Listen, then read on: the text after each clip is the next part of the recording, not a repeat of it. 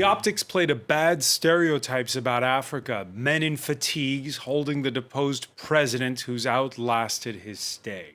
In 2010, Alpha Condé became Guinea's first civilian president to win through the ballot box. If the once courageous opposition leader in the end lost his way when he saw fit to lift term limits to hang on to powers, we'll be asking about that and the new strongman in Conakry, former French legionnaire Mamadi Doumbouya, a colossus who spoke to France 24 draped in the Guinean flag. What to make of his promise of a swift transition? What to make of the spate of coups in other former French colonies recently, Mali, Chad, and now in a nation that's resource-rich in water, forests, precious minerals, but beset by poverty, mismanagement, and ethnic rivalries that run deep. What will it take to break the stereotypes of old in what should be a regional powerhouse? Today in the France 24 debate, we're looking at the coup in Guinea. With us from Conakry, Boussouriou Diallo, president of the advocacy group COGEDEV, the Consortium of Association of Young for the Defense of the Victims of Violence in Guinea. Thank you for speaking with us. Yeah, thank you too. You're welcome. From Dakar, Gilles Yabi, founder of Wati, the citizen think tank of West Africa. Welcome to the show. It's a pleasure. Thank you. And we're joined here by Niagale Bagayoko, head of the African Security Sector Network. Thank you for joining us. The France 24 debate on Facebook and Twitter, hashtag F24debate. It wasn't your average cabinet meeting a short while ago. On the day after the coup, civil servants, top civil servants, ordered to work while government ministers and the presidents of institutions were in a tent outside Parliament. They were summoned. All of those that didn't show up could be liable for treason and told they couldn't leave the country. However, the head of the junta promising them no witch hunts in the capital, where there's been joy in opposition strongholds, tinged with the question of how long the soldiers will stick around this time. Mario Sofos has more. A day after the ousting of Guinea's president, Alpha Condé, the streets of the capital, Conakry, were under heavy patrol by soldiers. On Sunday, the military junta said that land and air borders had been closed, but on Monday announced that air frontiers had been reopened. We are announcing the reopening of air borders and the resumption of commercial and humanitarian flights only. Members of the ousted government are barred from leaving the country and have been ordered to hand back their official vehicles. They were also summoned to a meeting at the Guinean Parliament on Monday. The junta warns that any refusal to attend would be considered an act of rebellion and have called on Alpha Condé's security detail to turn themselves in. The CNRD is ordering ex-presidential security personnel to join the rapid intervention group of KM36 immediately. Otherwise, a sweep search will be made throughout the country. After Monday's meeting, Guinea's military junta announced the dissolution of the government and the National Assembly and have promised to set up a government of national unity. They have vowed not to pursue a witch hunt against the former government. Alpha Condé was re-elected for a third presidential term last October, following the introduction of constitutional reform that was roundly criticised by his opponents. What was your reaction, Boussouriou Diallo, when you heard there was a coup underway? Okay, thank you very much. I'm Boussouriou Diallo. I'm a human rights defender in Guinea. I'm the executive secretary of COGEDEV. It's a youth organization that we created after the 28th September events in 2009 that happened at the Guinea at the Conakry Stadium. And during that period, as you know, we have lost in Guinea many people. You know, up to now we have that event in our memory. And what happened yesterday in Guinea, for me, it's something that was expected. You know, it was expected because we live in a failed state in Guinea. Since Mr. Condé has decided with his government and his supporter to change the old constitution that has been settled by the by the CNT in 2010 or in 2011. But we have in our memory the role of our army in the political system in Guinea. And we hope that the new engagement that has been taken by the Colonel Mamadi Doumbouya will not be the same like the former junta leader that is Camara, because we remember after the death of Lansana Conté, the army also took the power and they promised to lead the country in the democracy system. But after some months, we realized that their promises was not true, you know. And what happened in 2009 when the massacre of 155 people, you know, took place at the Guinea Stadium. And now we have not seen, you know, clearly where we are going on. Yeah, and, it's early days. It's early days so far. Let me bring in Gilles Yabi on this. There failed, as you just heard from Boussouliou Diallo. Guinea has well chronicled failed promises from both civilian and military leaders. Same for you? You weren't that surprised this coup happened?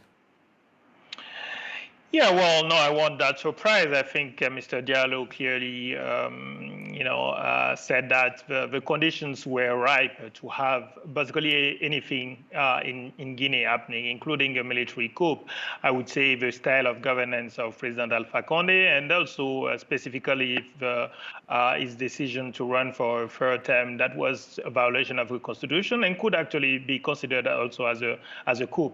So basically, this created a situation of tensions that give always the pretext, the possibility for any military leaders to decide at one point to seize power without a lot of reaction. We can see that actually in most part of the city of Conakry, people were demonstrating in favor of the ousting of President Alpha Condé. But I think Mr. Diallo also said a second thing that was that I think is extremely important. The fact that you have the condition for a coup to happen doesn't mean that those who are behind the coup now are necessarily defenders of democracy. It is too early to know what are the real intentions of the military leaders that are in place, and I think that is the most important question now, is how to make sure that this time we have a real transition towards something that looks like a democratic system. Yeah, there is that promise of a swift transition. And let's talk a little bit about the new man in charge. Seems like it's the classic I'm not fired, you're fired kind of coup that Mali's had, that in a more distant past Ghana has seen. Mamadi Doumbouya shooting to prominence as head of Alpha Condé's special commando unit within the army, the GPS. Condé, who'd reportedly grown wary of that GPS's increasing autonomy. Sharon Gaffney has more. Unknown to his compatriots when he first appeared on national television, Mamadi Doumbouya is described as discreet. Since 2018, the Lieutenant Colonel has headed Guinea's Special Forces, an elite unit that leads the fight against terrorism. It was created by the president he deposed, Alpha Condé.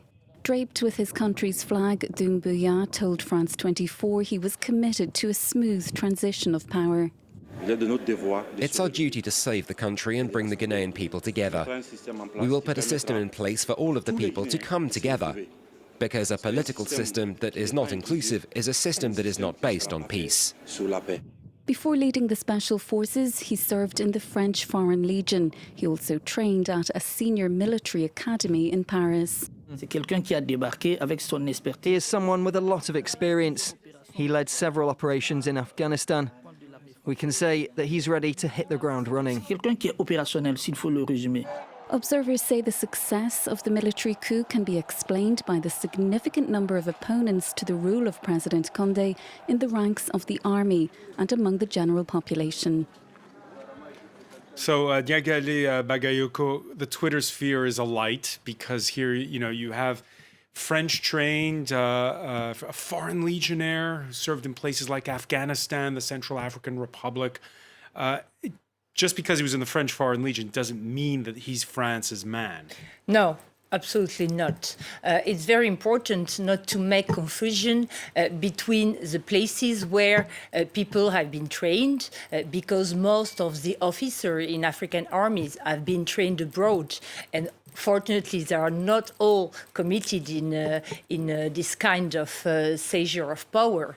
But what is sure is when we just heard in the reportage, it is not possible to only focus on the operational capabilities of the armed forces, and especially as regards the special forces. It is important to set up oversight and control strict mechanisms, including civilians, which could act to prevent this kind of event. But today, and including when you can see that one of the international strategy to fight terrorism in the Sahel, for instance, with the Takuba force, or with the newly taken decision by Burkina Faso authority to create a new special force unit, we have to be very, very careful, because, for instance, in Burkina Faso, you have some provisions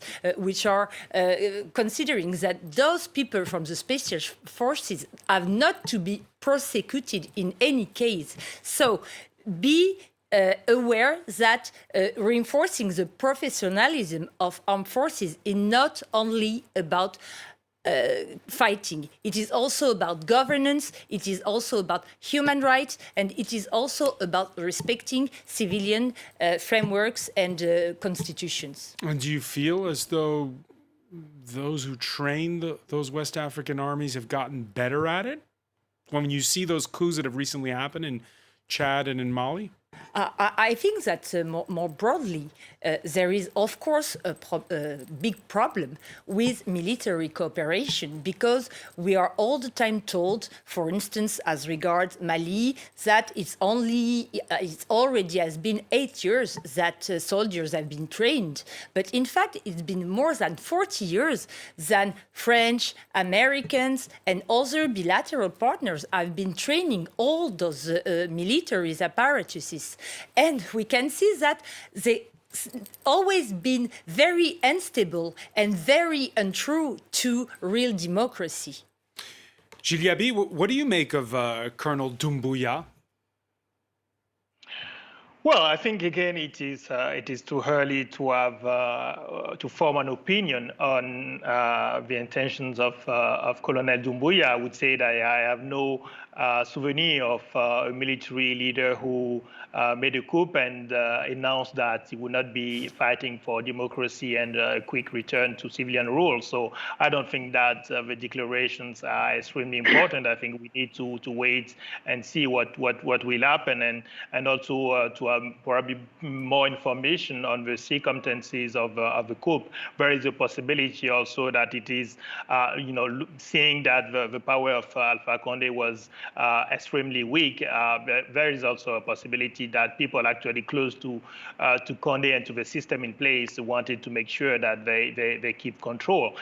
So I think all the options are still open. But I think what in my opinion is more important than the personality of Colonel Doumbouya is to take into account the political history of Guinea. I think we should not generalize too much. We have both in Mali and Guinea former head of special forces now making coup. That's true, but in both countries, we also have a very specific political and security situation. So I would not necessarily, generalize about other countries in the region, but I would say that in Guinea in particular, you have a history of a very disorganized military. President Condé actually made personally pilots the reform of the security forces in the country. It might be actually one of the area where a lot of people think that he made not so bad job. And having worked personally on Guinea during the last years of Lansana Conté, I can say that the state of the military in Guinea has always been very problematic, and actually they are a bit more organized now than they were before. But of course, we can also see that the fact that we are using special forces to protect the president and not to fight against terrorism, of course, we are not surprised to see now special forces commanders taking power. Busoya Diallo, we had a statement from the French Foreign Ministry earlier saying it was aligning itself with what the regional leaders in the body ECOWAS would decide, that they're in consultations. What are you expecting from France and from neighboring countries at this point? Yeah, it's normal for France or other countries to condemn the coup that happened in Guinea. But, as a civil society activist, a bit of shame because during our fight against the changing of the constitution, the French government, was here. And also the American government was here, the UN was here, the ECOWAS people had supported Mr. Condé. The African Union has supported Mr. Condé, So now what we expected from this organization and this country is just to give us time, to make some reforms that we need to progress, because in Guinea, we don't need to come back again, We have lost many times during these 10 past years. We have lost many people. Many children have been killed in this country. We don't have justice. The reform of the security forces that happened, under the UN support, it's a failed reform. So now we need to have a new army, as Mr. Mamadi Doumbouya said yesterday. We need an army which is not dominated by the politics, Excuse me, is that possible in a country like Guinea where, ethnic tensions were very rife in 2010 and 2015? We don't want international community to manipulate our army. We know that sometimes they support some reforms, they gave us money, but they expect more from our army. Normally, the Guinea army must be under control of the civilian. Is that we need in this country, And, if you see what's happening, there's times it could not happen if the international community has accepted to hear our voices. If they have accepted to support the civil society, the FNDC, and some other organization, what happened cannot happen. But now we need reforms, and we want them to let Colonel Mamadi Doumbouya to have the time, the necessary time to change the things. And we also, as a human rights defenders, we need justice for the victims. We need justice for the victims. Victims dating all the way back to 2009. Busoya, I'm going to have to interrupt you very briefly because we have to take a quick break. We'll be right back. Stay with us. You're watching the France 24 debate.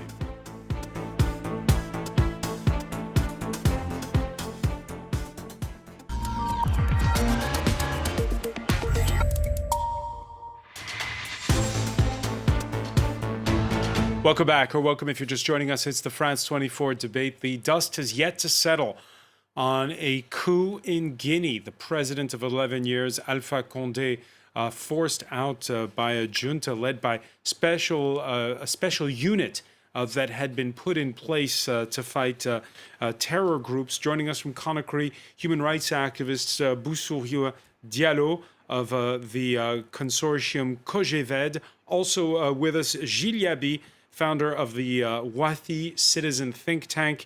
And we are with Niagale Bagayoko, head of the African Security Sector Network. Welcome back to all of you. We talked just a moment ago about who the new strongman is in charge is. Let's talk a second about the man who's been deposed. In a previous life, Alpha Condé had braved prison, a long exile in France. He was considered throughout the continent as a hero of opposition movements. Then he came to power, the first time that it was a civilian vote since Guinea got its independence in 1958, and his decision in 2010 to extend term limits. I'd like to point out that term limits were first implemented because heads of state stayed in power for a long time and they didn't know. That's why we called a national convention to bring change. This was not a dogmatic decision, this was something consensual. It's not about being president for life. Gilles Gabi, you said just before the break how that also can be considered a coup, what he did with that lifting of term limits. Yes, indeed. I think we were many analysts and observers of the region to alert last year on the risk of more and more tensions and violence, both in Guinea and in Ivory Coast, when President Ouattara also decided to run for a third term. And I think the analysis was quite clear on the fact that given the polarization of the society, the polarization of the politics in Guinea in particular, and the fact again that you had a constitution with two mandates of 5 years each, and clearly the decision to change the constitution to keep actually the same limitation, but just to argue that because it is a new constitution, the 10 years that President Alpha Condé already spent in power did not count anymore. That was the kind of manipulation that we saw in many countries of the continent, and we knew, and Alpha Condé knew very well that that would be a dangerous path for the country. Why did he, Gilles, why did he do it? Because, again, Condé was this man who fought for the rule of law. Why did he do it? Well, to be really honest, I wrote a paper last year, and I was saying that actually trying to understand the personalities of leaders, I don't think that is the best use of our time. Actually, I think that in the same kind of governance system in place in many countries, not only in the continent, but in the world, you would have leaders trying to stay in power if you don't have institutions, if you have some economic conditions that make the state so powerful and political power so, I would say linked to economic power. And my point is that the governance system is so personalized that the president is extremely powerful. And when he decided, for example, to run for a third term in Guinea, you had the support of a lot of people within, of course, his regime, and you also have the support of some external players, to be very clear about it. So that means that when you have such concentration of power and you have economic power linked to the fact that you are close to the one who is at the head of the country, it is quite easy actually to have this kind of decision by the president to run, because he made a calculation and he realized that he could live with it and he could be successful. And that's actually why I think at least some leaders might understand that this kind of calculation might be successful in the short term, but in the midterm, it can be extremely disastrous for themselves. Very briefly, Boussouria Diallo, you said something at the end of part one about how France condoned Condé lifting those term limits. We read an interview late last year with the magazine Jeune Afrique, in which the French president Emmanuel Macron has some sharp words for Alpha Condé. The word here in Paris was that they weren't on the best of terms. Yeah, really, that's true. Mr. Macron did it. But after some months or so, the French government has changed, its position on the view of the Guinea government, particularly to Mr. Condé, But as I was saying, the problem now we are facing on is our future, So we know our problems, and also we don't want any other country to come and impose Guinea people a president, because what happened in 2010, we know that, we have got, an election that happened in the second round, 4 months, after the first round, this is the first time that happened in Africa. So now we need the Guinea people to be free to elect their own president. We need to have that time, and to make our own decision. That time, Mr. Mamadi Doumbouya has taken some engagement, we are observing, and we hope that he will be the same people in the facing by his position, and he will never change, But as I was saying, we want all these people who have been involved by killing people, during the political demonstration, during the social demonstration. We want those people to be in jail. We don't want them to be in freedom. We want them to respond for the action they have done to our countries, And also we want Mr. Mamadi Doumbouya to free all the activists. It is very important. This morning I was at the prison of Conakry. We were expecting that many of human rights defenders, many activists will get their freedom today, but unfortunately maybe tomorrow, we don't know. It hasn't happened yet. Your reaction, No. Niagale Bagayoko, when you hear Boussoyou Diallo say, give the junta leader time? What is very interesting, I think, is the growing lack of trust that local actors are showing toward international community. And that's true that in the case of Africa, for instance, I think that the African Union has created a very dangerous precedent after the death of President Déby, when when no sanctions were really taken against the new junta, led by the aunt son of former President Déby, and this paved the way for other coup attempt, at least. And just a few weeks after, we saw the second coup happening in Mali in May, and the reaction of the ECOWAS was very, very weak, with no very strong sanction neither. And today we can see that all the conflict prevention and management mechanisms which have been set up by all those multilateral African organizations, the AU, or, for instance, the Protocol for Democracy and Governance by ECOWAS, are nonsense, because what can those institutions do when they are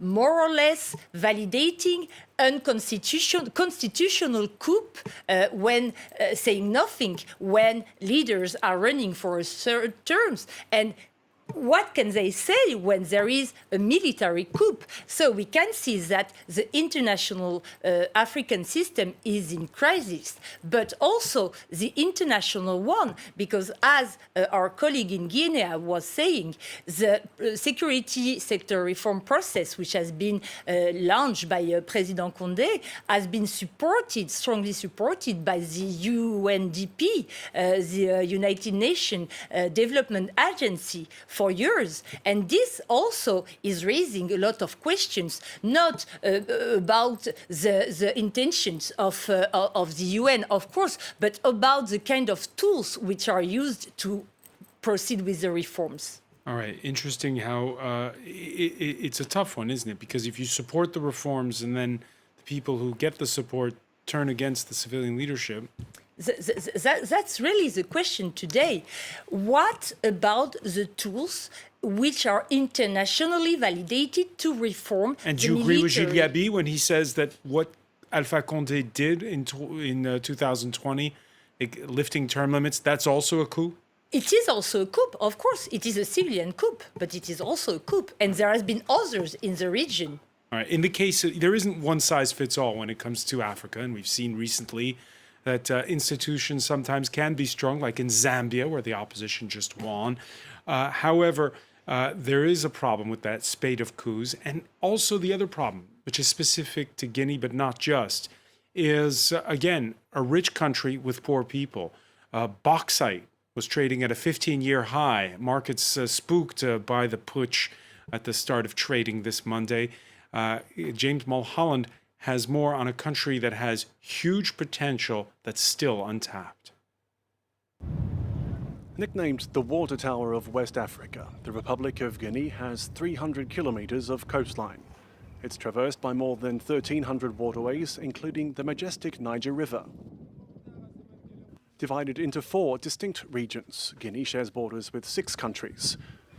It's a young nation. Of its 13 million inhabitants, more than half are under the age of 25. The Muslim-majority country is composed of several ethnic groups, among them the Malinke, the Fulani and the Susu peoples. On the 2nd of October 1958, the former French colony became the first in sub-Saharan Africa to gain independence from its European rulers. French is widely spoken, but also Malinke, Fulani, Susu and Kapela. There are more than 24 national languages in all. The economy is largely dependent on agriculture and mining, thanks to its mineral-rich subsoil. Guinea's huge bauxite deposits make up a third of the world's reserves. It's also rich in gold and diamond. However, nearly half the population lives under the poverty line. Another sobering statistic concerns female genital mutilation and excision, with 97% of women affected by the procedure, according to UNICEF. This despite a law from the year 2000 banning FGM. Guinea's recent past is also marked by the Ebola virus. On the 6th of December 2013, the hemorrhagic fever was first detected in the southern village of Meliandou before it spread to neighboring Sierra Leone and Liberia. Over 3 years, Ebola killed more than 1,100 people in the region, including 2,500 in Guinea. The country is no stranger to political turmoil. It endured several coups d'etat before Alpha Condé became the first democratically elected president in 2010. Gilles Gaby, we've been talking about accountability. Let's, for a second here, follow the money, if you will. We saw under Alpha Condé that there were corruption trials taken up. There were old mining contracts that were ripped up, in particular with Benny Steinmetz, the entrepreneur. Now, when you look at this rich country, what's the way going forward? Well, I think it is good that you have also raised this economic dimension and the fact that Guinea is probably kind of an equivalent of DRC or Democratic Republic of Congo in Central Africa, and you can see that despite the huge resources, you have a kind of huge poverty and extremely bad governance. And the point is that when you don't have a democratic state and you don't even have a strong state in terms of having capacity to do things, including to negotiate contracts, for example, with foreign multinationals, of course, you have a situation where the country and the peoples are not taking advantage of the natural resources, and that is the very damaging situation of Guinea. I'm not sure that we have reason to be already optimistic about the future, because again, you have to build a state, you have to build institutions, you have to build integrity to have people who are ready to defend the common interest of the country and not only their own pockets. That's not easy. And I think, let's be also very clear, there is an external dimension of all of politics, because politics means also access to these natural resources. And so in the current situation, of course, all the players that are important in Guinea, including Russia, China, are looking, and probably those who are not present might also be looking, seeing this as a political opportunity, maybe to have new options also to tap natural resources in the country. And I think the only response to that is the need for the civil society of the country to be united and to have a strategy. Boussouria Diallo, what we've seen in the past, in the case of Guinea, is a long history that's been fraught with the former colonial power and contracts that change according to who's in power. What's your thoughts about, this bauxite, which, by the way, is probably in everybody's kitchen in the world, because it's the world's second largest producer of bauxite, the key ingredient for aluminum. What's your thoughts on how to better manage Guinea's riches? It is a great question that, the new authorities and the future government of Guinea should answer.